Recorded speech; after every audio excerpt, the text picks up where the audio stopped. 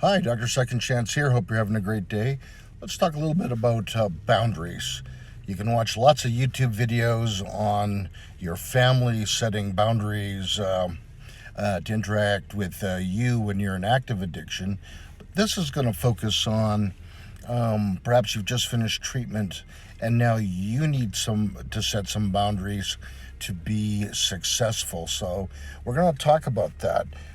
First of all, there's a saying that the only people that get upset with you setting boundaries are people that have benefited from you not having boundaries or maintaining them or enforcing them. And also, if you're in recovery, there's no doubt that in the process of your addiction that you have hurt some people. And so, also, as I mentioned earlier, expect people to set some boundaries with you. So let's begin to talk about this. So there's sort of two definitions of boundaries. One is the idea of a line or a fence demarcating a certain area. And then the other is more emotional and mental, sort of, how to put this, a limit of something abstract or a limit to a sphere of activity. And so let's talk about physical boundaries, and let's talk about home, work, places like church or other places you visit, as well as, this will sound strange, but health. So let's talk about these. So you're now in recovery. What is your home going to look like? Has that been a place where you've drank or used a lot before? Is there alcohol at home? Is there unsecured prescription pills that you might be interested in? So one of the ways that you ensure success and promote success is doing things like either removing these items completely from the home. And I was very fortunate. My wife, after I crashed and burned, was very much interested in helping me succeed. And she not only stopped drinking, but she also got rid of all the booze.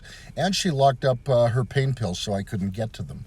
And so that would be important. Another idea at home is maybe you live at home and being isolated triggers you to use, in which case you might want to look at getting a roommate or moving in with somebody else. You may need to adjust your home life in that regard.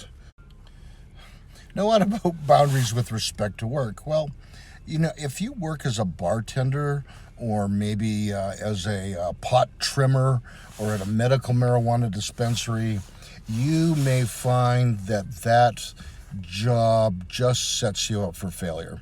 And so you'll need to take a good hard look at, is this a job I can continue, or do I need to change to a different job to try and have more success down the road? Now, another idea of work that can be problematic is like I'm a physician and I was around a lot of drugs with access to drugs. And in order to get my license and practice again, I was required to have a lot of urine monitoring, as well as I was required to have a lot of urine monitoring, urine tests, attending meetings and other treatments, as well as limitation on how many hours a week I could work. I couldn't work 60 or 80 hours anymore. And so this is a way that some boundaries were placed on me by the medical board, but they could have been self-imposed boundaries, realizing that your work can be dangerous. There are some professions like the legal profession where heavy drinking is so much a part of the culture, the so-called martini lunches, that actually lawyers have the highest rate of alcohol use disorder amongst all the professionals. And so that might require not necessarily quitting the job, but some very serious boundaries in terms of what you tell people, what you can do to participate, where you have meetings, and if there's booze there, etc. Health issues is another interesting one. A lot of times when we're using or drinking heavily, we don't take care of our health. And a boundary that is imperative to carve out are things like going to the doctor, getting a checkup, getting on medications that you may need, going to the dentist, making time for proper exercise, eating, sleeping, and rest. Literally carving that out with boundaries in your schedule and defending them, telling people, I am unavailable for some things because I need to get to bed early, or I need to go to the gym, or I need to cook a healthy dinner. Another physical location that can be a problem is like bars or places you used to drink or use heavily, and driving by them may trigger you. And so part of setting a boundary may be actually choosing to drive different routes home, or avoiding driving by certain liquor stores or bars, or places that may trigger you. This is another way of physically setting a boundary. So these are some ideas to consider when you think about setting physical boundaries in your life after you come out of treatment, or after you've stopped using or drinking, or even if you've seriously reduced it, to begin to assure success. In the second part of this, we'll talk about boundaries more from a mental and an emotional capacity. For example,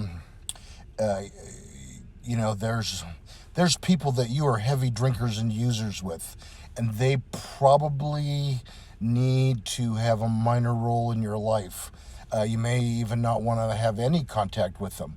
There are people that sabotage you. They say, I'll just have one drink. One drink can't hurt. You've done so well, just a little bit. They may not be the overt wild users, but they still can be people that can sabotage what you're trying to do to get healthy and well. And so we'll talk about this sort of idea in the next one. Please like, subscribe, share, and hit the notification bell if you would like to get notified when the next video is available. I am Dr. Second Chance. Thanks for watching. I look forward to talking to you the next time.